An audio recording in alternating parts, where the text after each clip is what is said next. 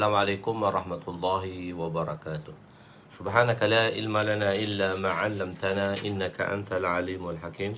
Wala haula wala quwwata illa billahil aliyyil azim. Rabbi yassir wa la tu'assir wa tammim bil khair ya Fattah wa bika nasta'in. Nahmaduhu wa nusalli wa nusallim ala rasulihil karim wa ala alihi wa ashabihil fatihina bihadihim ilal haqiqatil majaza amma ba'du. A'udzu billahi minasyaitonir rajim. Bismillahirrahmanirrahim. Wal 'asri innal insana lafi khusr illa allazina amanu wa 'amilus shalihat wa tawasaw bil haqq wa tawasaw bis sabr. Sadaqallahul azim. Wa qala an-nabi sallallahu alaihi wasallam la yu'minu ahadukum hatta yuhibba li akhihi ma yuhibbu li nafsihi. Wa qala an-nabi sallallahu alaihi wasallam nadarallahu imra'an sami'a maqalati ووعاها ثم أدها كما سمع رب مبلغ أو آمن سامع أو كما قال عليهم الصلاة والسلام. Ya, sekarang kita berada di muka surat 392, iaitu pada hadis yang ke-132 bracket nombor 8, iaitu hadis yang ke-8 di dalam bab yang keempat pada Kitabul Iman, iaitu bab sabitnya azab kubur. Khair. Bismillahirrahmanirrahim. Ketangisan Sayyidina Uthman ketika menziarahi kubur. Macam mana Sayyidina Uthman menangis ketika menziarahi perkuburan. Wa an Uthman radhiyallahu anhu annahu kana idza waqafa ala qabrin baka hatta yabulla lihyatuhu faqila lahu tuzkarul jannah wan nar فلا تبكي وتبكي من هذا فقال إن رسول صلى الله عليه وسلم قال إن القبر أول منزل من منازل الآخرة فإن نجاه منه فما بعده أيسر منه وإن لم ينجو منه فما بعده أشد منه. قال وقال رسول صلى الله عليه وسلم ما رأيت منظرا قط إلا القبر أفظع منه. رواه الترمذي وابن ماجه وقال الترمذي هذا حديث غريب. Sayyidina Uthman radhiyallahu anhu meriwayatkan bahawa apabila beliau berhenti di perkuburan, beliau singgah sekejap di perkuburan, beliau akan menangis sehingga basah janggutnya. Maka ia ditanya kenapa beliau menangis. Tuan pernah mendengar tentang syurga dan neraka. Tuan tidak menangis pun bila dengar perkhabaran syurga dan neraka. Tuan tak menangis pun. Mengapa pula Tuan menangis apabila melihat tanah perkuburan ini? Maka Sayyidina Uthman radhiyallahu anhu berkata, sesungguhnya Rasulullah sallallahu alaihi wasallam bersabda, sesungguhnya kubur itu adalah persinggahan yang pertama daripada persinggahan akhirat yang lain. Persinggahan akhirat yang lain. Ini pertama akhirat kita kan. Bila akhirat berlaku, bila kematian kita. Jika seorang itu berjaya, maka apa yang selepasnya akan menjadi mudah baginya. Dan jika seorang itu tidak berjaya di situ, maka apa yang selepasnya akan menjadi lebih susah dari itu.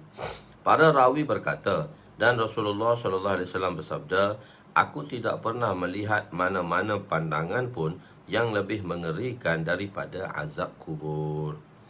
Hadis riwayat Imam Tirmizi, Imam Ibnu Majah dan Imam Tirmizi berkata hadis ini riwayatnya gharib. Penerangan, Sayyidina Uthman dikatakan mengenai beliau apabila berdiri di atas kubur, beliau akan menangis. Sayyidina Uthman ni bila menziarahi kubur dan berhenti sekejap kat kubur, beliau akan menangis sehingga janggut dia basah. Sayyidina Uthman ialah di antara asyarah mubasyarah, iaitu sahabat yang 10 orang di dunia ini Allah Subhanahu wa taala telah jamin syurga kepadanya. Di dunia lagi Allah sebut sahabat-sahabat ni akan masuk syurga. Jadi sepatutnya beliau tak menangis lah. Sepatut beliau tak menangis. Tapi keadaan iman beliau tu, kerana perasaan takut dan harap kepada Allah Subhanahu Wa Taala. Sebab itu beliau menangis. Beliau takut dengan amalan beliau, tapi beliau berharap kepada rahmat Allah. Jadi beliau nak beri pengajaran kepada orang-orang lain. Jadi sebab itu beliau menangis di perkuburan, kerana beliau berkata perkuburan ni persinggahan pertama untuk menuju ke alam akhirat. Persinggahan kita yang pertama untuk menuju alam akhirat. Jika kita bahagia, bahagialah. Penentunya jika kita celaka dan derita, wa'iyahzubillah, minta dilindungi oleh Allah Subhanahu Wa Taala, maka celaka dan bahagialah seseorang tadi. Asyarah mubasyarah itu siapa? Mereka ialah sahabat, iaitu sahabi atau sahabatlah, yang dijamin syurga oleh Nabi.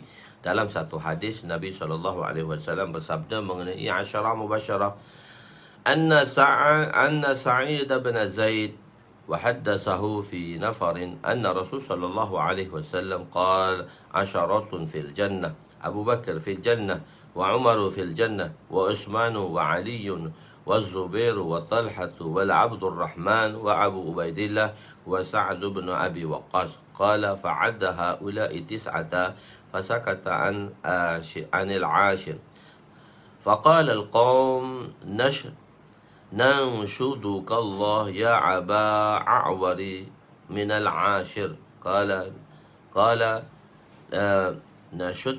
نشدتموني بالله أبو أعور في الجنة رواه الترمذي.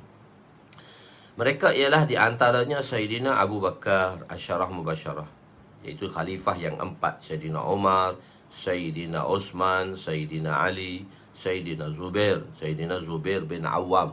Zubair bin Awam ni sepupu Nabi SAW. Sayyidina Zubair bin Awam. Bin Awam ni sepupu Nabi SAW. Dia adik sebelah mak tu, sepupu Nabi. Dia tak ke mana pun, dekat-dekat je orang. Sayyidina Talha, Sayyidina Abdul Rahman bin Auf, Sayyidina Abu Ubaidah bin Jarrah, Sayyidina Sa'ad bin Abi Waqqas, dan Sayyidina Sa'id bin Zaid. Sayyidina Sa'id bin yang ketujuh tu Sa'id bin Zaid lah yang meriwayatkan hadis inilah. Mereka dijamin akan ke syurga, akan tetapi disebabkan ketakutan yang melampau menyebabkan Sayyidina Uthman tidak teringat akan jaminan tersebut. Terlupa dia kerana takut sangat. Perasaan yang mencengkam, takut tu terlupa. Ada dalam hadis menyatakan bahawa setiap orang tiada yang terkecuali pasti akan dihimpit oleh kubur. Sebab itu beliau menangis. Maksudnya nanti akan datang hadis, setiap orang pasti akan dihimpit oleh kuburnya sekali. Setiap kita ni kena himpit masuk dalam kubur. Nanti akan datang hadis yang akan menceritakan bahawa setiap orang bila mati akan dihimpit oleh kuburnya sekali. Kena try juga sekali. Takutnya. Yang takut tu kena terai juga. Setiap kita ni akan mati dan akan dihimpit oleh kubur sekali. Bila kubur atau nak himpit tu, Allah Subhanallah. Moga Allah SWT selamatkan kita daripada himpitan yang dahsyat. So hadis tu akan datang nanti. Tiada pandangan yang menakutkan di dunia ini lebih daripada kubur. Semua kita akan ke sana nanti, cepat atau lewat sahaja. Pasti kita akan ke kubur. Yang ini kita akan ke barzah. Dan setiap orang akan ke barzah apabila tiupan sangkakala yang pertama. Tadi, setiap orang akan ke barzah. Sebab akan mati sebelum tiupan sangkakala kedua, lebih kurang 40,000 tahun nanti. Allahu Akbar. Berdoa selepas pergemumian mayat. Jadi disunatkan juga apabila kita menanam jenazah dan kita berdoa. Kan kita pergi, kita tak ada tahlil sikit, lepas tu kita doa untuk si mati. Wa anhu, Bismillahirrahmanirrahim. Wa anhu wa an Uthman radhiyallahu anhu qala kana an-nabiy sallallahu alaihi wasallam idza faragha min dafni mayyiti wa waqafa alaihi faqala istaghfiru li akhikum thumma salu lahu bitasbit fa innahu al-'am yus'alu. Rawahu Abu Daud. Allahu Akbar. Sayyidina Uthman radhiyallahu anhu meriwayatkan bahawa Nabi apabila selesai mengembumikan mayat, maka baginda akan berdiri pada bahagian atas kepala. Duduk bahagian atas kepala bila mayat diletakkan dan dikebumikan. Ditutupnya sekali, ditutupnya, diratakan tanah. Mohon, maka baginda akan berdiri pada bahagian kepala mayat lalu berkata, mohonlah keampunan. Maknanya mintalah keampunan, berdoalah, mintalah keampunan untuk saudara kamu, kemudian mohonlah baginya keteguhan kerana qaul sabit, yusabbitullahu allazina amanu bil qauli sabit, yang kita katakan tadi, mohon keteguhan kerana sesungguhnya orang ni sekarang sedang diuji oleh Allah SWT, iaitu disoal oleh Allah, disoal oleh malaikat. Hadis riwayat Imam Abu Daud. Menerangkan, setiap orang akan disoal di dalam kubur nanti. Setiap daripada kita akan disoal oleh malaikat dalam kubur nanti. Oleh itu Nabi beristighfar. Nabi kata astaghfiru, mohonlah keampunan kepada si mati tadi. Jadi Nabi tadi beristighfar untuk orang yang dikebumikan, berdoa, beristighfar, berdoa kepada orang yang dikebumikan tadi. Amalan Nabi apabila mayat selesai dikuburkan, baginda akan berdiri pada bahagian kepala mayat tadi. Baginda duduk atas kepala mayat. Oleh itu sebab itu disunatkan untuk kita beristighfar dan berdoa bagi mayat sesudah perkebumiannya. Sudah perkebumian. Bila ustaz kita yang paling besar di madrasah Raiwin tu, ustaz kita yang paling besar, iaitu Maulana Zahir Shah rahmatullah alaih. Kalau di kalangan jemaah-jemaah tidak kenal sangat Maulana Zahir Shah, beliau membaca Hayatus Sahabah pada setiap malam.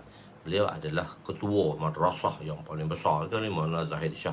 Orangnya simple je, macam patan je. Kalau tuan-tuan pergi tengok, kalau musim sejuk dia pakai kurta, jubah, kot itu, dia jalan pegang tasbih besar, janggut merah, perlahan-lahan jalan. Kadang-kadang kan orang duk menyapu yang khidmat, dia kata Babaji, Babaji. Dia panggil Maulana Zahir Shah tu Babaji. Baba macam pakcik-pakcik tua biasa je. Dia kata, Babaji, lalu sikit kami nak sapu. Dia kata, oh baik. Saya bangun. Tuan nak sapu nanti, saya bangun, dia kata. Maulana Zahir Shah rahmatullah alaih. Maulana Zahir Shah ni sahaja kalau Haji Abdul Wahab dia bayan panjang, tak berhenti-henti. Kadang-kadang suatu ketika Haji Abdul Wahab di markas Raiwin kita zaman tu, dia akan bayan subuh, tapi kadang-kadang dia bayan juga malam markas, malam Jumaat dia bayan. Kadang-kadang majma' oleh kerana musim sejuk yang begitu ramai, 60-70 ribu. Dan 60-70 ribu ni kita nak bagi dia makan. Kita nak bagi makan 60-70 ribu. Tuan-tuan bayangkanlah berapa lama nak bagi makan. Haji Abdul Wahab kadang bayan tu sampai pukul 10 malam tak berhenti lagi. Alah, kita kata sepatutnya pukul 8 tu dah berhenti dah, daripada 6.30 maghrib, pukul 6, 6.30 dah bayan dah. So pukul 8 berhentilah ni, pukul 10 tak berhenti lagi, pukul 9 tak berhenti lagi. Panjang sangat tu bayan. Kita risau dah. Kita dah khidmat ni, nak bagi makan pelajar, nak bagi makan tetamu-tamu, kena buka peringkat demi peringkat. Kalau Nizamuddin dia tak nampak sangat, tempat yang besar, tapi Nizamuddin pun ramai, tapi tempat yang sikit tak nampak sangat. Tapi Raiwin kan kita tempat yang luas, jadi nampaklah orang ramai. Kami masak roti 3 tan satu hari. Kami masak capati 3 tan satu hari. Pelajar-pelajar akan buat capati 3 minggu sekali. So kita spesialis lah dalam buat capati.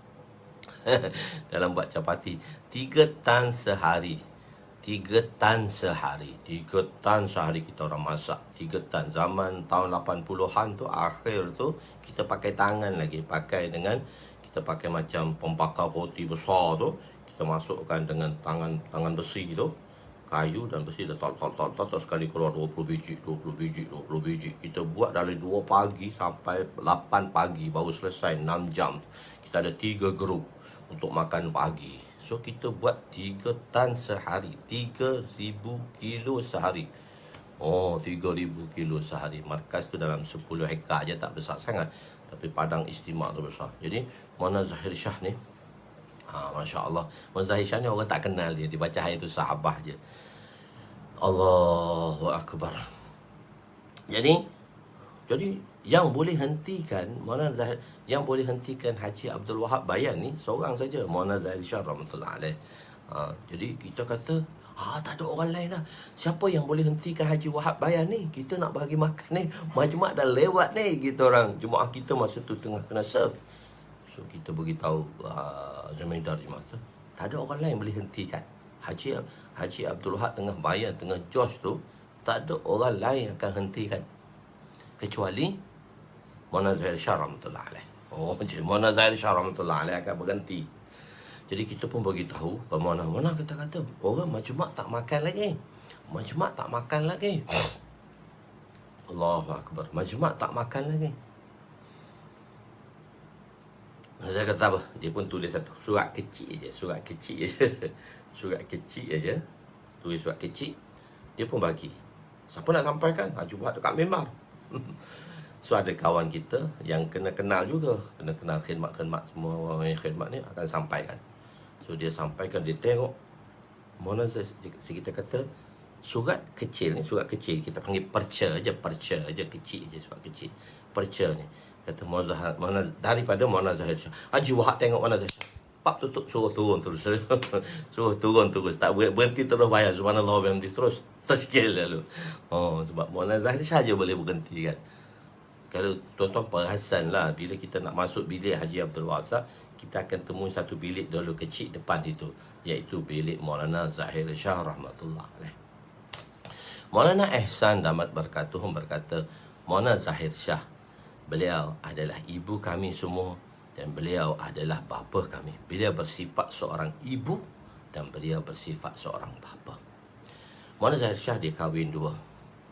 Dan anak dia daripada isteri kedua, anak sulung dia daripada isteri kedua, nama dia Hassan. Dan dia sejemaah dengan kami, dengan saya lah, jemaah saya tu. Kita final year 97. Dia satu jemaah dengan kami.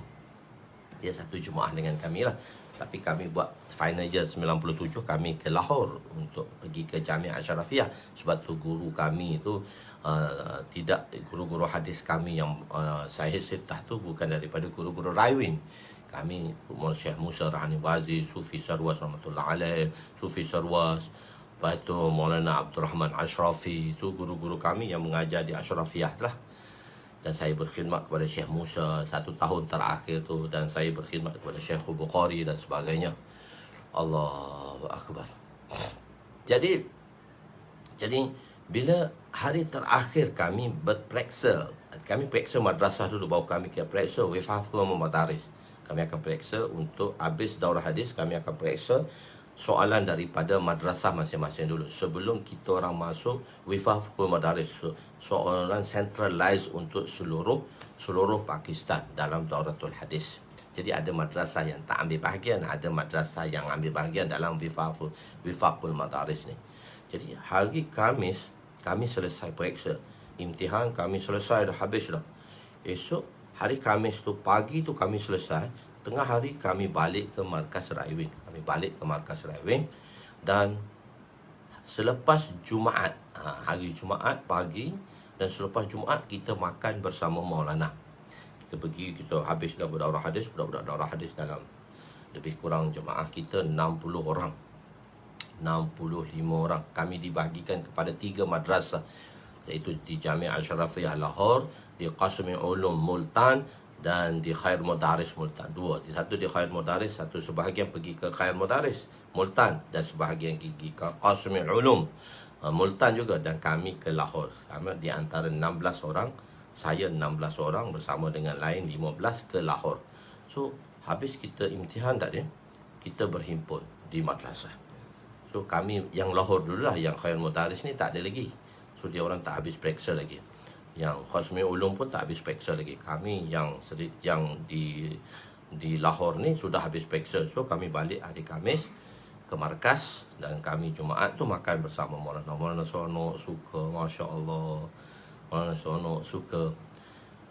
Lepas tu pada malam Sabtu, hari Jumaat malam, habis tu hari last tu, dah anak-anak Maulana pun habis belajar dah bersama kita orang. Anak yang daripada isteri muda beliau tu, isteri kedua beliau. Jadi Dia dah habis satu, nama dia Hasan. Maulana seronok lah, anak dia pun dah habis belajar apa semua sekali. Kita pun makan sekali dengan Maulana lepas Jumaat. Dan sebahagian kawan-kawan terus ada yang keluar setahun selalu 2, 3, 4 orang. Saya nak ambil periksa Wifaqul Madaris, saya akan kejar ke madrasah. Jadi saya hari Jumaat selepas sahaja dengan Maulana makan dengan Maulana selesai, saya terus lagi ke Lahore. Saya terus pergi ke madrasah sebab hari Sabtu, hari Ahad tu saya akan ambil periksa. Saya akan ambil periksa Wifaqul Madaris. Jadi saya kejar. Saya terus lepas makan saya balik ke madrasah. Jadi Maulana pada malam tu baca Hayatus Sahabah. Maulana baca Hayatus Sahabah malam tu. Ni malam tu Maulana meninggal. Malam ni Maulana meninggal ni. Malam Sabtu tu Maulana meninggal. Hari Jumaat Maulana jumpa kami. Malam tu Maulana meninggal. Maulana sihat lagi Masya Allah. Tapi orang tua uzur macam tu lah. Maulana meninggal malam tu. Lepas tu Maulana baca Hayatus Sahabah malam tu. Panjang baca Hayatus Sahabah malam tu. Maulana bagi nasihat. Panjang, kawan-kawan kata macam nasihat terakhir. Maulana bagi nasihat.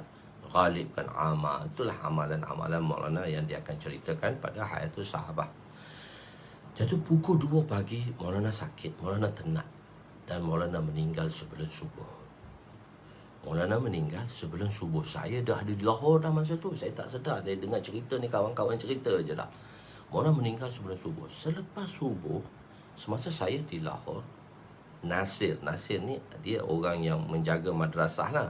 Dia akan jaga kedatangan pelajar-pelajar. Nasir ni baik dengan saya. Sebab saya orang yang pertama akan sampai kat madrasah. Untuk bila buka pukul 7 sebelum kelas tu, saya nak bagi tahu tuan-tuan saja je. Sebelum buka sepatutnya tak boleh nak cerita, tapi sebagai tahdis bin nikmat saya cerita. Sebab saya orang yang mula-mula masuk bila madrasah gate dibuka. Sebelum lagi 6.45 saya datang pukul 7, gate untuk dirasah. Kita panggil Darul Iqamah, tempat Darul Dirasah, tempat kita belajar syakul hadis, tempat kitab-kitab lain kita belajar. Dia ada satu tempat khusus. Dan satu kawasan Darul Hadis ni memang kawasan khusus lah, tempat hadis, qala Allah, qala Rasul. Hari-hari saya masuk awal. Masa jemaah kami tu tak ramai tahun tu, dalam 100 lebih je. Biasanya di Darul Hadis biasanya 200 lebih pelajar-pelajar akan datang daripada seluruh tempat-tempat madrasah yang berlainan untuk masuk tahun akhir di situ. Saya akan datang 6.45, saya akan datang 6.40. Jadi Nasir tu dah tunggu dah 6.50 untuk ambil hadri. Dia tahu dah saya datang awal.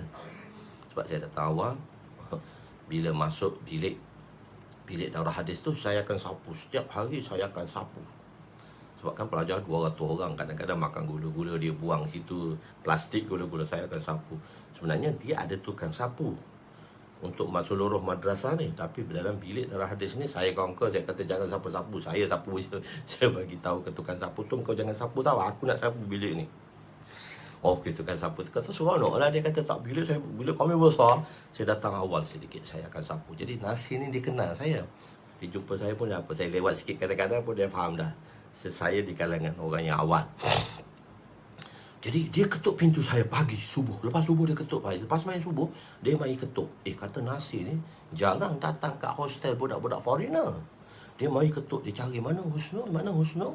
Dia ketuk pintu. Kok dia ketuk pintu. Dia kata Husnul, sekarang Muhtamim Madrasah Maulana Ibadullah rahmatullah alaih juga meninggal dah. Maulana Ibadullah Muhtamim, maknanya mudir lah. Kita Muhtamim tu mudir lah. Maulana Ibadullah ni anak kepada Maulana Mufti Hasan. Madrasah tu nama dia Madrasah Jami'ul Ashrafiyah. Jami'ul Ashrafiyah ni yang pengasas dia ialah Mufti Hasan. Mufti Hasan ni anak murid khusus kepada Maulana Ashrafi. Sebab tu dia nama Jami'ah Ashrafiyah. Dia adalah murid khusus kepada Maulana ni, Maulana guru kepada Maulana Jamshid tu, Maulana Ashraf Ali Tanwi. Sebab tu dia nama Ashrafi, Ashraf Ali Tanwi. Dan Mufti Hasan ni bani dia lah, pengasas kepada Jami'ah Ashrafiyah. Dia bubuh pun nama Jami'ah Ashrafiyah atas nama nama itulah Maulana Ashraf Maulana Ashraf Ali Tanwi.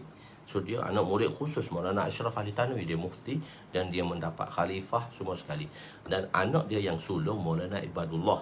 Maulana Ibadullah mengajar kita hadis apa dia tu, hadis dalam kitab terakhir, saya tu lupa dah nama kitab tu pun, kadang-kadang tu lupa. Dan Maulana Abdul Rahman Ashrafi mengajar kita Muslim dan Bukhari jilid 1. Dan anak dia seorang lagi iaitu Maulana Fadlur Rahim. Maulana Fadlur Rahim ni Maulana Fadlur Rahim ni mengajar kita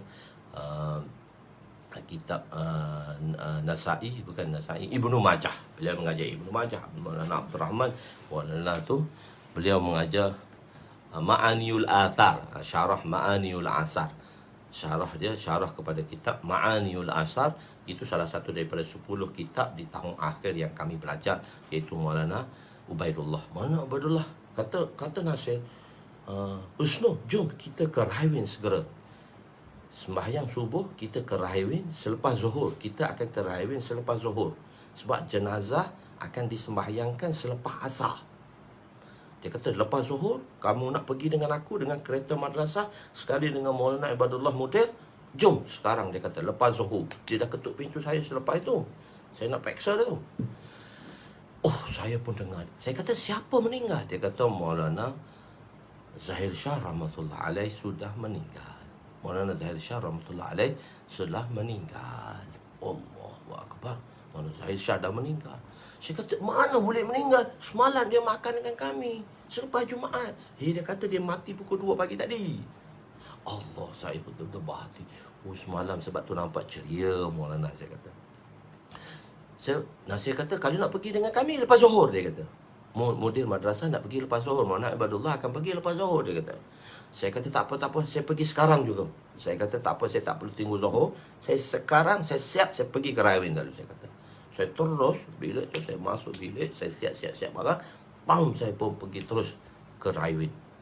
Dia 40 km. Saya kena naik bas apa sebagainya. Saya pun terus ke Rahawin. Saya terus ke Rahawin, pergi tengok Maulana apa semua. Selepas Jumaat, Maulana dikebumikan. Masa kita bawa jemaah pergi ke kubur Rahawin tu kan, kita pergi Maulana Zahid Shah. Lepas tu Haji Abdul Wahab pun sampai. Bila Maulana Zahid Shah dikebumikan, tanah diratakan, Maulana Zahid Shah dikebumikan, Haji Abdul Wahab datang sebelum tu lagi. Abdul Wahab sampai juga di kubur. Sebab Haji Abdul Wahab akan hormat ke Maulana Zahid Shah rahmatullah alaih. Haji Abdul Wahab akan sampai kat kubur. So Maulana Ihsan sampai kat kubur juga. Maka bila tanah diratakan, Haji Abdul Wahab kata, Ihsan, doa. Kan, istaghfiru. Sebenarnya nak cerita doa kat kubur tu, panjang cerita jadinya. Haji Abdul Wahab kata, mudir kami lah, Haji Abdul Wahab kata, Ihsan tu macam anak dia lah. Maulana Ihsan ni Maulana besar. Di antara salah satu top 3 Maulana madrasah, Maulana besar kat madrasah, Maulana Zahid Shah rahmatullah alaih, Maulana Jamshid rahmatullah alaih, Maulana Nazrul Rahman yang mengajar kami tafsir. Maulana Nazrul Rahman dan Maulana Ihsan ni 4 ustaz yang besar-besar. Maulana Ihsan ni antara ustaz yang besar, dan dia anak Haji Bashir rahmatullah alaih. Haji Bashir rahmatullah alaih ni Amir Sab Jemaah Pakistan, Amir Sab seluruh Pakistan. Haji Bashir, Maulana Ihsan anak dia. Jadi Haji Abdul Wahab ni dengan Maulana Ihsan macam anak lah. Dia kata, Ihsan doa. Maulana Ihsan pun doa. Oh, Maulana Ihsan doa. Sampai satu tempat, satu mauqif. Kami tahu ni sebab masa tu mana ada phone aje lah, phone. Dan kita boleh rakamkan doa tadi. Kalau satu kawan kita rakam doa. Maka kata Haji Abdul Wahab, Ihsan doa. Hari ni kita dengar cerita pula dah. Ihsan doa. Maulana Ihsan doa. Sampai satu jumlah, sampai satu ayat dalam doa tadi. Ya Allah, jenazah ini, Maulana Zahir Shah ini, beliau adalah bersifat ibu kepada kami. Beliau ayah kepada kami. Bila lafaz itu dikeluarkan, cuma menangis. Menangis kat kubur. Haji Abdul Wahab bila melihat keadaan situasi tadi, dia kata, Ihsan, sudahkan doa itu. Mana Haji manzal tu saya nampak sekarang tu. Suasana manzal tu keadaan yang berlaku di situ tu, yang saya lihat tu. Haji Abdul Wahab kata, Ehsan, sudahkan doa tu. Maknanya dia suruh sudahkan doa. Jangan panjangkan lagi doa. Sebab nak kawal jemaah. Sebab pada masa tu jemaah sudah menangis di perkuburan. Tak bolehlah menangis kan. Tapi kalau menangis tu kerana tak dapat itu. Tapi janganlah. Kalau cuma menangis banyak-banyak, tak bolehlah meratapi si mayat. Kita akan belajar nanti jilid keempat. Boleh tak meratapi mayat? Menangis meratapi mayat. Tak boleh. Noha tak boleh. Tapi kadang-kadang Nabi SAW bila anak baginda Sayyidina Ibrahim radhiyallahu anhu meninggal, Nabi menangis. Sahabat kata, Tuan menangis juga ya Rasulullah. Dia kata, air mata seorang ayah mesti menangis. Menangis macam ni tak dilarang kerana tak boleh dikawal atas kesedihan. Cuma jangan melampau. Jadi oleh kerana ramai orang yang hadir dalam perkebumian tadi, jadi untuk menjaga suasana tadi, Maulana Manzur Rahman, tak Maulana Nazirul Rahman, Maulana Nazirul Rahman, Maulana Nazirul Rahman atas sekarang yang jadi ketua di Raiwan Tani sekarang. Allahu Akbar.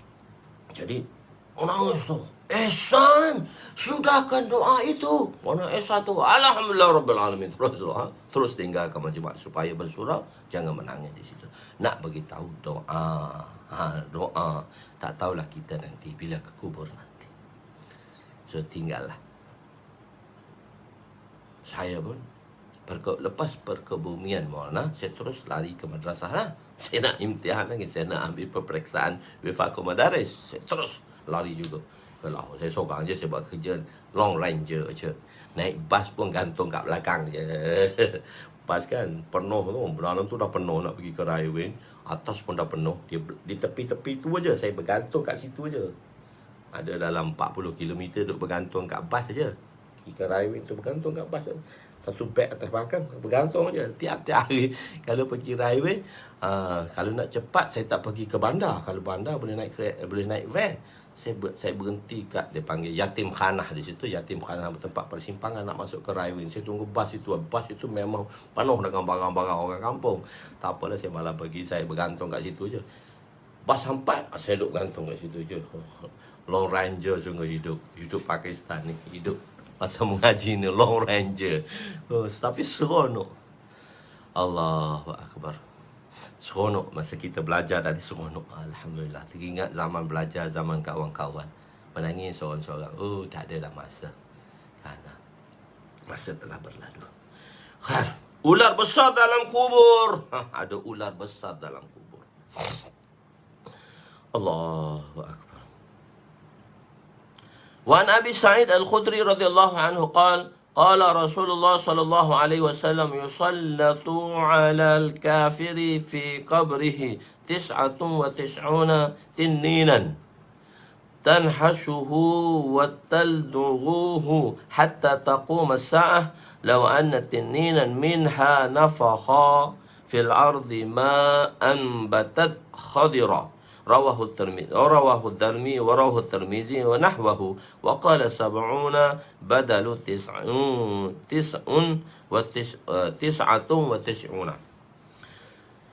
Sayyidina Abu Sa'id Al-Khudri radhiyallahu anhu meriwayatkan bahawa Rasulullah sallallahu alaihi wasallam bersabda, 99 ekor ular besar akan diberikan tugas untuk mengazab orang kafir di dalam kuburnya. Untuk azab orang kafir dalam kuburnya.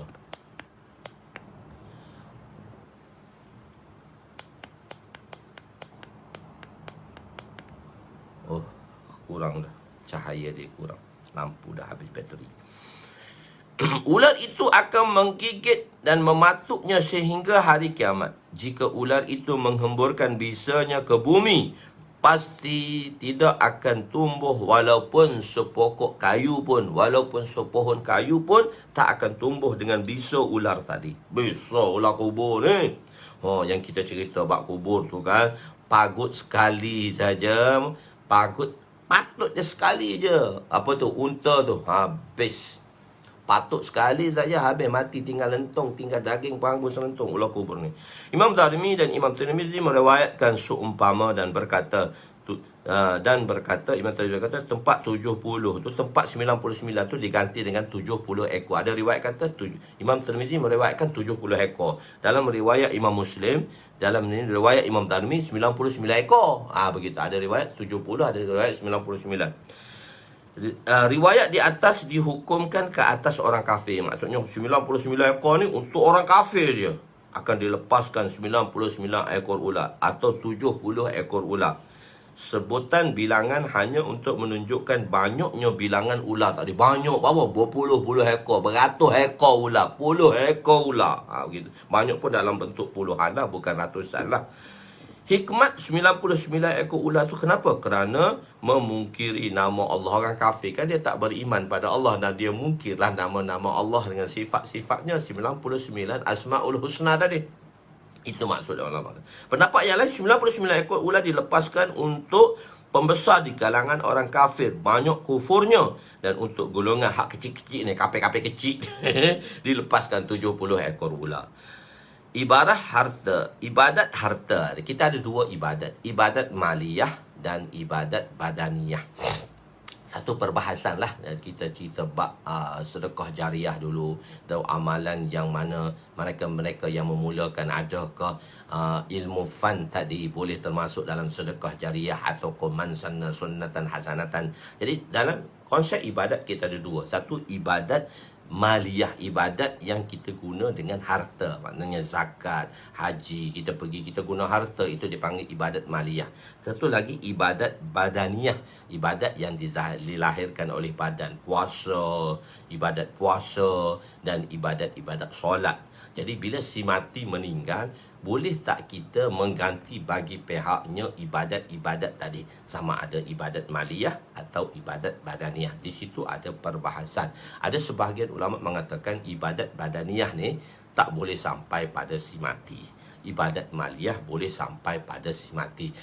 Maknanya kita kerja bagi pihak si mati yang telah meninggal. Tapi kalau kita buat pahala, kita wirid, kita zikir, kita tahlil, kita bagi hadiah pada si mati, tak apa. Itu tak jadi masalah. Itu tak kira.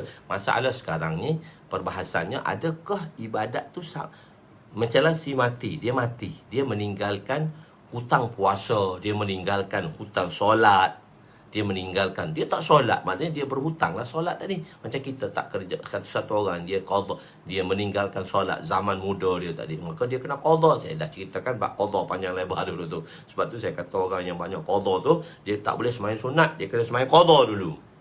Jadi nanti siapa nak ganti kat dia? Tadi orang ibadat maliyah tadi, ibadat badaniyah tadi mengikut Imam Syafi'i, ibadat maliyah ke ibadat badaniyah sampai kepada si mati, kita buat bagi pihak si mati lah, maknanya kita sampaikan dia tu sebagai isalus sawab, menyampaikan pahala ganjaran. Bukan kita ganti bagi pihak dia tadi. Kalau dia tak semayang, kita ganti semayang dia, tak boleh. Semayang tak boleh sebab dia ibadat badaniyah. Tetapi puasa boleh. Puasa boleh untuk kita ganti kepada si mati yang telah mati. Sebab perbahasan di situ, adakah puasa boleh tak boleh? Jadi ada mengatakan puasa ni digantikan dengan fidyah. Ada puasa, Imam Syafi'i ada dua qaul dalam pendapat Imam Syafi'i. Satu qaul qadim Imam Syafi'i dan satu lagi qaul jadid Imam Syafi'i. Qaul qadim semasa Imam Syafi'i berada di Iraq. Imam Syafi'i berada di Iraq. Dan qaul jadid sewaktu Imam Syafi'i berada di Mesir. Imam Syafi'i riwayat terakhir dia di Mesir. Dia meninggal di Mesir, Imam Syafi'i. Dan semasa dia di Iraq, itu dia ada mengeluarkan fatwa, kita panggil qaul qadim. Fatwa yang lama yang dikeluarkan oleh Imam Syafi'i semasa di Iraq. Dan qaul jadid ialah fatwa yang dikeluarkan oleh Imam Syafi'i semasa dia berada di Mesir. So situation dia berbeza di situ. Sebab tu kita ada qaul qadim, qaul lama dalam fatwa Imam Syafi'i, dan qaul jadid dalam fatwa Imam Syafi'i berada di Iraq dan di Mesir. Okey. Bagi pendapat kita tengok dulu. Pendapat Imam Syafi'i rahmatullahi alaih di dalam bab ibadat maliyah dan ibadat badaniyah ni. Maka ibadat maliyah iaitu ibadat badaniyah. Ibadat badaniyah ni tak sampai. Maknanya kita ganti bagi pihak si mati. Faham? Kita ganti benda yang ditinggal, kefarduan yang ditinggalkan oleh si mati. satu lagi kita buat zikir tahmid tahlil tu, yang kata jemaah golongan satu lagi kata tak sampai tahlil ni, bid'ah ni tahlil ni. Kita kata tak isali sawab, kita menyampaikan ganjaran pahala. Dan kita bahasa dapat kubur tu, batang yang segar tu pun boleh mendoakan pada si mati. Takkanlah orang hidup ni tak boleh doa pada si mati. So kita dah bahaskan benda tu tak jadi masalah. Biarlah dia nak kata tak sampai ke bid'ah ke, dia tak tahu.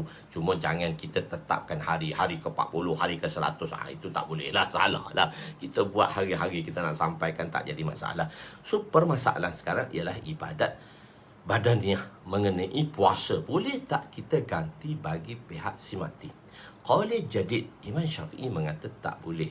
Tak boleh ganti puasa. Cuma puasa itu, tapi puasa itu dia ada dua, qaul qadim dan qaul jadid. Saya kata qaul jadid dulu. Qaul qadim kata boleh. Qaul qadim kata boleh kita puasa bagi pihak si mati. Qaul jadid kata, Imam Syafi'i kata tak boleh. Imam Syafi'i kata tak boleh. Boleh ganti sebagai kafarah. Boleh ganti dalam bentuk bentuk fidyah. Kafarah pula, bentuk fidyah. Maksudnya si mati tu, lalu kita kiaskan kepada hukum Syekh Fani, orang tua yang tak mampu berpuasa, maka kita fidyahkan bagi pihaknya. Sudah dia tua sangat dah, tak mampu berpuasa. Minal hazam, Allahumma inni a'udzubika minal ajzi wal kasal wa a'udzubika minal hammi wal hazan. Wal hazam, hazam ni kita minta, Nabi suruh kita minta pertolongan daripada hazam, tua bangka, tua, umur panjang tapi tak boleh nak buat apa dah. Tak, macam mayat hidup lah. Jadi Nabi juga mahu berlindung. Jangan minta doa panjang, minta sihat sepanjang hayat. Kita kena minta sihat sepanjang hayat. Jangan kita minta umur panjang. Umur panjang ni tua-tua buat apa, tak boleh nak buat apa dah. So Nabi pun mohon perlindungan minal hammi wal hazam. Hazam tu mana tua yang tak boleh menjadi manfaat lagi dah. Okey.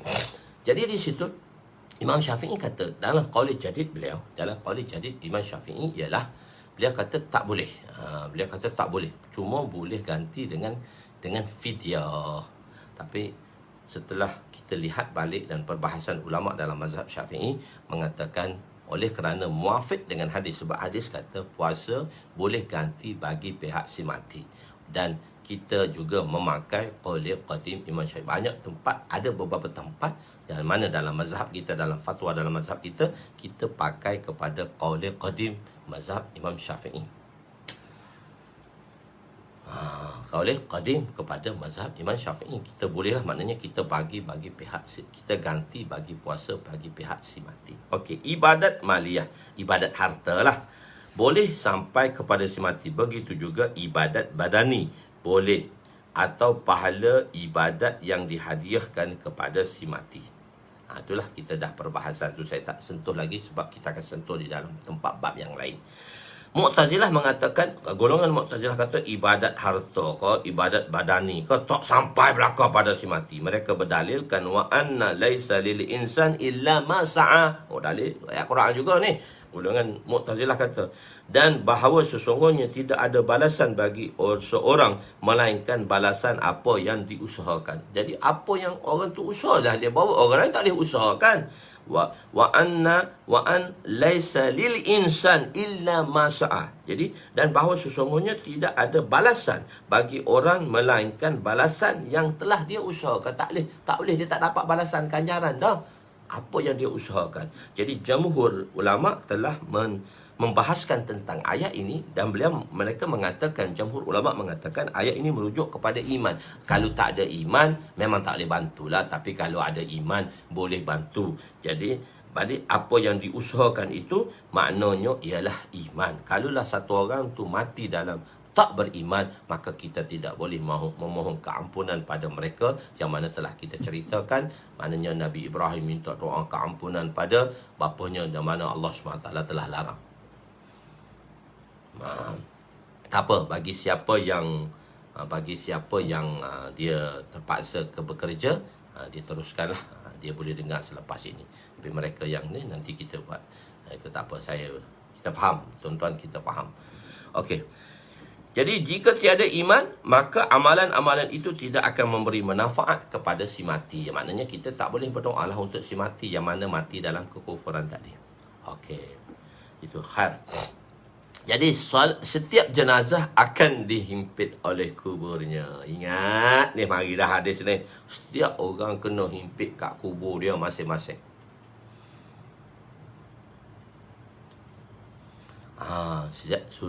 Bismillahirrahmanirrahim. Wa an Jabir radhiyallahu anhu qala kharajna ma'a Rasulillah sallallahu alaihi wasallam ila Sa'd ibn Mu'az hina tuwfi. فلما صلى عليه رسول صلى الله عليه وسلم ووضع في قبره وصوي عليه سبها رسول الله صلى الله عليه وسلم سبحنا طويلا ثم كبر فكبرنا فقيل يا رسول الله لما سبحت ثم كبرت قال لقد تضايق على هذا العبد الصالح قبره حتى فرجه الله عنه. Rawahu Ahmad. Ajib. Pasal ketiga. Sayyidina Jabir radhiyallahu anhu, Sayyidina Jabir bin Abdullah radhiyallahu anhu berkata, kami keluar bersama Rasulullah sallallahu alaihi wasallam menghadiri jenazah Sayyidina, maknanya keluar bersama Rasulullah untuk pergi menghadiri jenazah. Jenazah siapa? Sa'ad bin Mu'az. Sayyidina Sa'ad bin Mu'az. Sayyidina Sa'ad bin Mu'az. Sayyidina Sa'ad bin Mu'az ialah ketua Aus. Sayyidina Sa'ad bin Ubadah ketua Khadraj di Makkah, di Madinah. Nanti kita baca terjemah dia dulu. Okey. Apabila Nabi selesai mengimami solat jenazah ke atasnya dan jenazah telah diletakkan di kuburnya, Nabi sembahyang jenazah untuk dia, Nabi letak kat kubur, Nabi masukkan dia dalam kubur dan diratakan kubur tersebut, maka mulalah tanah diturunkan untuk diratakan tanah tadi. Rasulullah sallallahu alaihi wasallam mengucap tasbih kepada kami. Nabi kata, Subhanallah. Panjang Nabi. Maka bila kami dengar Nabi berkata Subhanallah, kami pun sabbahna tawila. Kami pun tasbih juga. Subhanallah.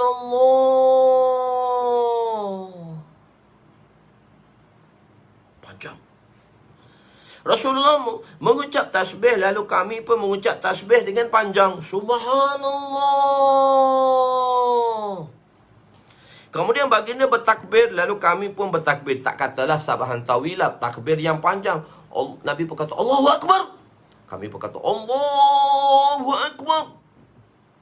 Dikatakan kepada baginda, ya Rasulullah, kenapa Tuan? Ditanya kepada Nabi, kenapa Tuan mengucap tasbih kemudian bertakbir? Rasulullah sallallahu alaihi wasallam bersabda, kubur telah mula menghipit ke atas hamba yang soleh ni. Orang baik pun kubur hipit juga. Tak lepas peluang kubur ni. Kita setiap orang ni kubur ni sahabat ni.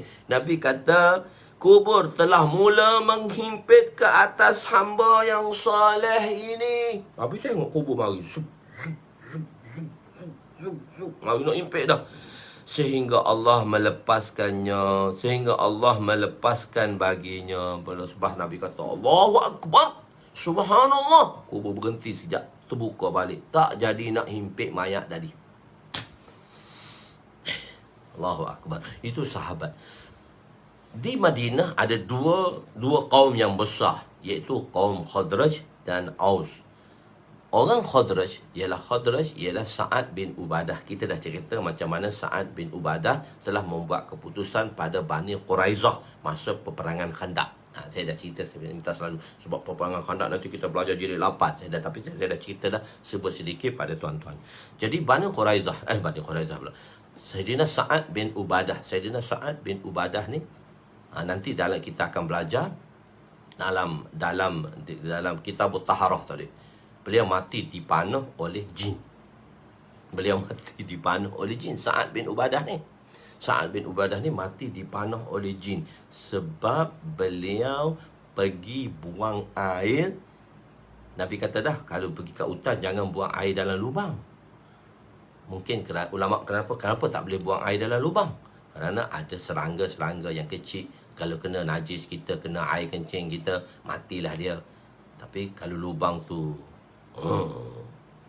musuh yang tradisi iaitu ular, habis kita dipagutnya. Tapi takut ular pun tak, serangga pun tak. Siapa? Rumah jin. Rumah jin.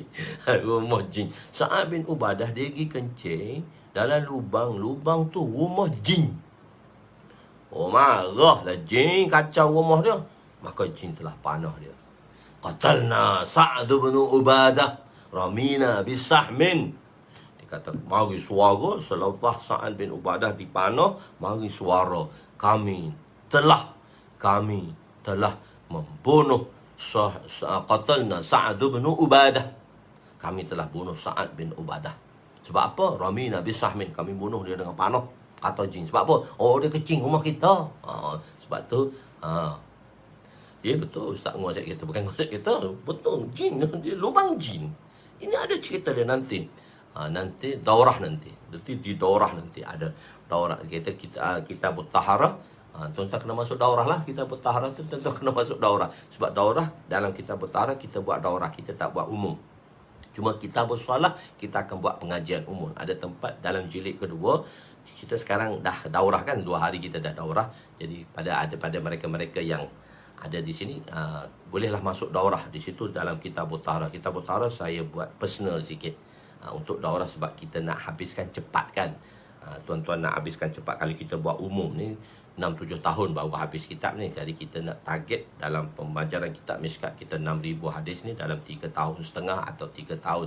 Pergi-pergi pun 4 tahun lah. Kalau kita buat pengajian umum gini, setiap hari ni dia makan tahun jugalah. Dia akan jadi 9, 7, 8 tahun. Sebab tu saya buat daurah tu personal sikit, nak percepatkan. Sebab ramai kawan-kawan kita nak sanad ni. Jangan lupa ya, InsyaAllah ada rezeki, panjang usia, InsyaAllah tuan-tuan akan dapat sanad. Jangan risau, tak apa InsyaAllah. Tapi nanti tapi video di daurah tu saya akan videokan, dan mana tuan-tuan boleh dapatkan lah, ada sedikit pembayaran lah terhadap video daurah tadi. Yang daurah tu saya akan buat video dan ada dapat pembayaran sedikit lah. Okey, kita habiskan cerita ni dah. Jadi sabbahna tawilah. Jadi Sa'ad bin Ubadah adalah ketua Khadraj. Sa'ad bin Mu'az adalah ketua Aus. Ini ketua Aus ni mati ni.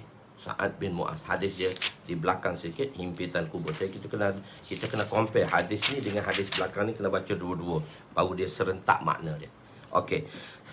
Sabbahna tawilah. Bila Nabi kata subhanallah, sahabat pun kata subhanallah. Panjang pula. Tasbih zamanan tawilah, iaitu dengan tasbih yang panjang. Jika dianggap sebagai zaraf, maka Nabi bertasbih agak panjang. Selepas itu barulah Nabi bertakbir, takbir yang panjang juga. Cuma kabarna, rawi berkata, tidak mendatangkan perkataan tawilah kerana memadai pada sebelumnya. Arab ni dia suka pendek. Dia nak suka gunakan bahasa tu tak berjela-jela. Maka tawilna dah kata dah pada sabbahna, maka kabarna tak perlu lagi kata tawilah. Dia nak short form kan sikit, pendek. Patut sebenarnya bila dah subhanallah panjang, Allahu Akbar pun perkataan yang panjang diucapkan oleh Nabi dan sahabat. Allahu Akbar. Jadi sabbahna tawilah. Jika dianggap sebagai zaman yang panjang, iaitu Nabi bertasbih dengan agak panjang. Selepas itu barulah Nabi bertakbir dengan takbir yang panjang. Selepas kabarna, rawi tidak mendatangkan lagi perkataan tawilna. Okey. Tawilah kerana memadai pada sebelumnya untuk meringkaskan ayat tadi atau sentence dan jumlah tadi. Okey.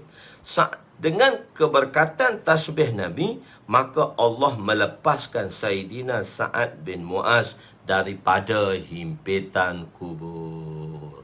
Oh, terlepas kubur ni. Tak lepas siapa, orang baik ke? Orang tak baik macam kita semua ni, dia tak lepas, dia himpit. Setiap orang pasti akan dihimpit oleh kuburnya sekali. Gerung. Allahu Akbar. Kerana itulah Nabi bertakbir untuk menzahirkan kegembiraan. Sebab tu Nabi kata Allahu Akbar, Allahu Akbar. Oh, Nabi takbir. Sebab bila kata subhanallah tu, kubur berhenti, terbuka balik. Allahu Akbar. Kan kita kan bila tuan-tuan lah, bila saya cerita pelan-pelan, Allahu. Oh, gitu. Allahu Akbar. Bukan Allah lah. Nanti ada orang kata tak ada makna pula. Allahu tu, Allahu Akbar lah. Panjang. Berzikir Allahu dengan Allahu Akbar pun berbalah, bergaduh. Tak faham aku. Kerana itulah Nabi bertakbir untuk menzahirkan kegembiraan. Nabi menzahirkan kepada kegembiraan. Untuk zahirkan kegembiraan. Sebagian ulama' pendapat semua ahli kubur pasti dihimpit sekali. Sebagaimana diberitahu dalam hadis yang akan datang. Dhammatan, sekali himpit. Dhammatan, dalam hadis ni ada riwayat dhammatan, sekali himpit. Cuma himpitan itu berbeza untuk orang kafir dan orang Islam. Cuma himpit tadi berbeza. Lega bunyi beza tu, lega. Oh, lega sungguh. Ulama, terima kasih pada ulama. Dia bahaskan pada perkataan dhammatan. Dhammatan ni tanwin. Tanwin ni untuk takfif. Dalam riwayat belakang tadi, dhammatan tu dia tanwin. Tanwin tu untuk ta'zim, tanwin untuk berat, atau tanwin untuk takhfif. Tanwin untuk takhfif. Dhammatan tadi dua, dipanggil masdar. Masdar yang menunjukkan hai'ah, keadaan himpitan, dan masdar menunjukkan marrah, iaitu bilangan himpitan. Dhammatan ni sekali himpit, dhammatan ni takhfif, makna himpit dengan kasih sayang. Macam mana himpit ibu yang mendodoi anaknya. Oh, lega. Kalau anggap macam tu, lega kita. Himpit juga. Orang baik ni kubur himpit juga. Tapi himpit macam mana seorang ibu mendodoi anaknya. Oh, tuan-tuan, lega kan? Kalau macam tu lega. Nasib baik ulama ni, dia jelaskan kita makna dhammatan tadi. Dia bahaskan pula pada makna perkataan dhammatan ni. Tidak, kita tak tahu dah makna dhammatan tu kena himpit sekali. Kena je, tak tahu macam mana. Tapi ulama ni ajib. Sebab Allah bagi kefahaman kepada ulama dalam menjelaskan sesuatu hukum dan hadis. Sebab hadis tu bahan mentah, dan mereka lah yang akan menjelaskan hukum-hukum tadi. Masya Allah, jazakumullah ahsanul jaza, rahmatan wasi'atan. Semoga Allah luaskan kubur ulama-ulama kita yang telah meninggal, dan sahabat-sahabat yang telah meninggal. Sahabat-sahabat tu memang dia orang granted dah. Ulama-ulama, semoga Allah cahayakan kubur mereka, terangi kubur mereka, luaskan kubur mereka, kerana meluaskan kefahaman kita dalam pemahaman terhadap hadis-hadis dan Al-Quran. Himpit manja, Jeff. Ya, himpit manja. Himpit mak dua-dua. Bukan himpit nak terkan musuh. Nak terkan musuh. Itu himpit keras tu. Allahu Akbar. Dhammatan, cuma himpitan itu berbeza antara kafir dan Muslim. Orang Islam akan dihimpit dengan himpitan kasih sayang, seumpama ibu mendakap anaknya. Dan himpitan untuk orang kafir ialah himpitan seumpama musuh yang diterkam. Kenapa Nabi cuma perbahasan dia, kenapa Nabi berkata subhanallah dengan tasbih yang panjang? Kenapa Nabi kata subhanallah panjang ni Nabi kata?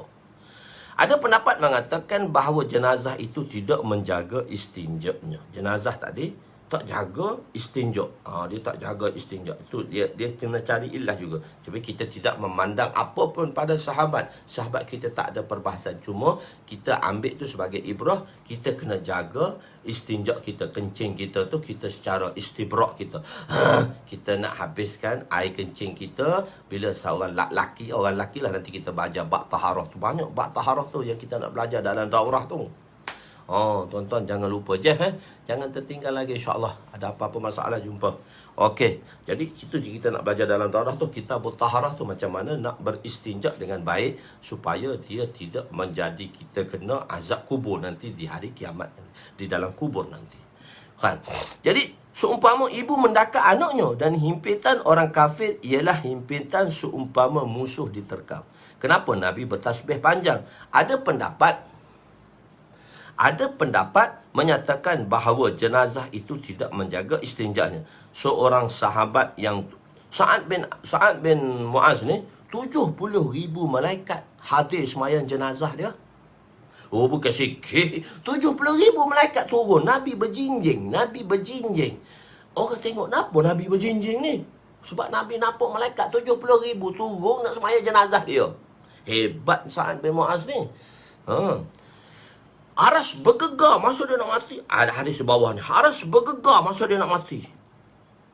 Dengan kematian beliau. Dan Nabi sendiri mengimami jenazah beliau. Dan Nabi turun sendiri menguburi jenazah beliau. Nabi turun kat dalam kubur tu. Tetapi kubur tetap datang menghimpit. Kata dah sekali kena himpit juga. Sekali kena himpit. Hadis yang kedua, himpitan kubur. Dia ada kesinambungan dengan hadis tadi. Hadis ni ada kesinambungan dengan hadis tadi. Wa an ibni Umar radhiyallahu anhu. Wa an ibni Umar radhiyallahu anhu qala Rasul sallallahu alaihi wasallam, "Hadza allazi taharraka lahu al-'arsyu wa futihat lahu abwabus sama wa syahidahu 70,000 minal malaika laqad dhamma dhammatan." Laqad dhamma dhammatan summa furrija anhu rawahu Nasa'i. Dalam riwayat Nasa'i tadi, dalam riwayat Imam Ahmad. Okey. Sayyidina Ibnu Umar radhiyallahu anhu meriwayatkan bahawa Rasulullah sallallahu alaihi wasallam bersabda, inilah aras, inilah orang. Allazi itu balik kepada orang. Siapalah? Sa'ad bin Mu'az lah. Sayyidina Sa'ad bin Mu'az lah. Inilah orangnya. Siapa? Sayyidina Sa'ad bin Mu'az yang aras bergegar kerana kematiannya. Aras sampai bergegar kerana kematian dia. Oh, hebat orang ni. Orang hebat pun kubur himpit juga. Kita orang tak hebat tak tahulah macam mana, tuan-tuan. Pintu-pintu langit dibuka. Pintu langit tu buka untuk dia kerana gembira. Pintu langit tu buka, 70,000 malaikat menyaksikan jenazah dia. Menyaksinya menghadirilah. Maksudnya kita terjemah syahadat tu, saya terjemah lafzi. Patutnya malaikat tadi menyaksi, iaitu menghadiri, iaitu menyolat jenazah kepadanya. Akan tetapi dia telah dihimpit oleh kubur dengan satu himpitan. Kemudian dibuka. Mari himpit. Zub, zub, zub, zub. Maka dibuka padanya. Hal hazal ladzi musyarun ilaih, merujuk kepada Sayyidina Sa'ad bin Mu'az. Aras bergegar. Aras bergegar masa dia mati. Kenapa? Kerana meratapi, bersedih dengan kematiannya. Orang hebat ni, makhluk-makhluk lain turut bersedih. Atau gembira menerima ataupun seronok ni nak terima ni. Tetamu istimewa nak mari naik atas ni roh dia. Atau aras bergegar kerana satu-satu kematian. Atau malaikat yang memegang aras itu sebenarnya bergegar untuk memuliakan beliau. Begitu juga untuk memuliakan beliau. Pintu-pintu langit dibuka. Seterusnya 70,000 malaikat hadir ta'zim, hadir untuk memuliakan beliau. Untuk semaya jenazah dengan Nabi. 70,000 malaikat ni. Begitu besar kedudukan beliau. Aras bergegar, langit terbuka, malaikat turun, tetapi kubur tetap menghimpit. Hebat mana pun kubur mari juga. Tuan-tuan, kubur datang juga menghimpit. Dengan berkat istighfar Nabi dan doa Nabi, beliau dibebaskan daripada himpitan kubur. Cuma ulama membahaskan di sini perkataan dhammatan tadi, tanwin, yang memberi makna takhfif. Masdar dia ada dua. Masdar ni dia atas makna bilangan, sekali atau dua kali. Masdar dia tak ada jamak lah, so bilangan sekali lah. Masdar ni bilangan ataupun hai'ah, menunjukkan sifat situasi macam mana himpitan tadi, keras ke lembut ke. Jadi sebab tu dia menunjukkan bilangan, dan satu lagi dia menunjukkan hai'ah, bentuk, keras ke lembut. Jadi menunjukkan. Jadi di sini kita dua murad. Satu hai'ah, satu marrah. Sekali himpit. Setiap orang mati akan sekali kena himpit. Dia kena himpit sekali. Setiap orang mati sekali kena himpit. Okey. Dan satu lagi ialah hai'ah. Hai'ah ni bentuk himpitan tu lembut ke, bentuk himpitan tu lembut ke ataupun tidak. Begitu. Beliau dihimpit sekali dengan himpitan kasih sayang. Beliau dihimpit sekali. Beliau dihimpit sekali. Dan dhammatan tu maksudnya kita kata takhfif, lembut lah. Himpitan kasih sayang. Tapi masih ada question. Subhanallah. Panjangkan ucapan itu untuk menunjukkan perkara yang menakjubkan. Masih lagi ada question. Kenapa berlaku demikian? Semoga Allah Subhanahu Wa Taala selamatkan kita daripada himpitan kubur. Allah selamatkan kita dari himpitan kubur. Setiap orang mati akan dihimpit. Tak usah gedebel lah. Tak usah gedebel lah. Satu ketika saya pergi buat gas. Dia kata tak payah datang ni. Ada satu orang pakcik tu. Tak payah datang rumah saya. Kita orang dah pergi masjid dah. Kenapa kau ajak saya? Masa tu buat gas ziarah petang-petang buat gas. Saya jadi mutakalim masa tu. Kena marah dah. Saya pun kata pakcik ni. Saya jenis orang jahat juga. Jenis nak jawab dah. Pakcik ni kenapa pula pakcik ni dia marah aku pergi ajak dia ni. Saya pun kan mutakalim. Saya pun pakcik nak dengar cerita. Saya seronok. Seperti saya cerita Sa'ad bin Mu'az ni kat depan pakcik tu. Pakcik tu menangis. Menangis. Lepas tu dia jadi member dengan saya. Baik dah dengan saya. Padahal saya cerita Sa'ad bin Mu'az kita. Saya kata kita tak tahu. Kita datang ni untuk bentuk kubur kita tahu. Pakcik. Kita tak tahu. Orang hebat macam tu pun kena himpit kat kubur. Kita macam mana tak tahu. Tuan-tuan jangan buat gas mata tu. Habis marah orang. Habis marah orang. Saya cakap macam tu. Saya cerita Sa'ad bin Mu'az ni lah. Saya cerita suspend. Saya duduk dekat 5 minit. Dan 10 minit saya duduk depan rumah dia. Masa tu kena gas tu. Lepas tu dia baik dengan saya. Dia almarhum dah. Masya Allah dah meninggal. Dan semoga Allah SWT luaskan kubur beliau. Allah SWT sejahterakan beliau di sana. Dan Allah tetapkan beliau bersama dengan orang-orang beriman. Waktu dia jadi kamcen dengan saya. Pergi masjid pun jumpa saya angkat tangan saya. Kamcen dia saya dengar cerita kubur ni. Benda bau kamcen. Dia duduk marah aja kat aku. Okey. Jadi insyaAllah. Jadi kita insyaAllah kita akan sambung. Esok kemungkinan saya sebenarnya kat Kelantan ni masih ada lagi kerja saya yang tak siap. Mungkin esok saya akan balik Kelantan tengah hari. Jadi esok sepatutnya kita malam. Jadi esok saya nak buat juga jadi kita nak buat pagi. Esok sepatutnya hari Selasa kita buat malam, tapi kita buat kelas pagi. Sebab tengah hari saya kena balik Kelantan. Saya ada 2-3 perkara lagi yang saya tak selesai lagi. Masalah saya ke Kelantan. Saya kena balik pula ke Kelantan ni. Adalah perkara yang sepatutnya yang saya bereskan di Kelantan. Tapi saya esok kita datang pagi. Kita jumpa pagi ya. Kita tak jumpa malam. Hari Rabu kita jumpa pagi di Kelantan. Tapi di alam maya lah. Jadi insyaAllah kita jumpa malam. Esok kita jumpa pagi. Kita tak jumpa malam. Sepatutnya jadual kita malam, tapi kita ubah pada pagi insyaAllah. Lepas subuh saya akan buat 1 jam saja. 6.45, 7.45 insyaAllah. Esok pagi. Esok kita jumpa pagi lah insyaAllah. Jadi yang baik itu daripada Allah. Saya terlupa. Saya ada buat satu bisnes lah. Saja saya nak iklan kepada tuan-tuan. Saya ada buat bisnes jubah. Kalau siapa-siapa nak dapatkan jubah, boleh dapatkan daripada saya. Untuk pergi ke madrasah ke, pergi tahu madrasah ke, nanti saya iklankan tentang jubah tu. Saja nak bagi tahu saja. Benda ni terhenti disebabkan oleh PKP. So orang yang nak hantar jubah tu pun, saya ada jubah. Saya buat jubah putih untuk madrasah, untuk lelaki jubah putih, dan jubah hitam untuk madrasah perempuan. Kalau siapa-siapa yang nak cuba nak dapatkan, boleh hubungi saya lah. Tapi jangan hubungi admin tu 017 tu, nombor saya personal 019-262-0729. Itulah sedikit sebanyak. Apa banyak lagi pengetahuan tu nanti saya cerita semula. Saja naimkan jubah-jubah ni. Saya ada buat online jubah lah. Kalau tuan-tuan nak dapatkan boleh insyaAllah. InsyaAllah. Untuk madrasah apa semua, ada saiz apa semualah, nanti hubungi saya, nombor personal saya lah insyaAllah. Nombor personal saya untuk madrasah dan sebagainya.